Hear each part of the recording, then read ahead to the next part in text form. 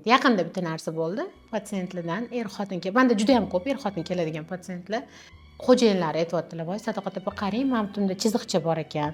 Shuni ketkizsa bo'ladimi? Cho'ta постоянно quyoshga ham mana shunaqa chiziq bilan xo'mrayib yuraman." Men aytyapman: "Da, bo'ladi."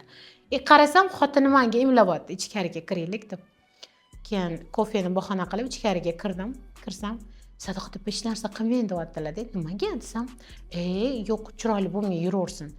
Men har bitta ayolga, har bitta opa-singlimga bitta murojaatimda: sizlar eringlarning yurishidan qo'rqmanglar, ular yurib ketmaydi. Agar uyda uxotni, uyda sevgini, muhabbatni o'sha ayol kishi tomonidan beriladigan har bitta masalan uxotni ko'rsa, erkak kishi yurib ketmaydi.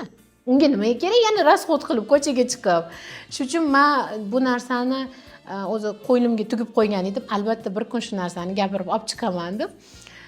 Hurmatli opa-singillarimiz, erlaringlar, ya'ni turmush o'rtog'inglar qanchalik uydan nima deydi, xursandchiliklarga lim-molim to'lib chiqsa, ko'ngli to'liq, oilasidan, o'zidan ko'ngli to'lib chiqsa, u erkakning ishida ham baraka bo'ladi, kunida ham baraka bo'ladi, topgan tutganida ham baraka bo'ladi. O'sha barakani ayolga olib kiradi. Menga olib kelmaydi-ku, albatta ayolga olib boradi. Shunaqa.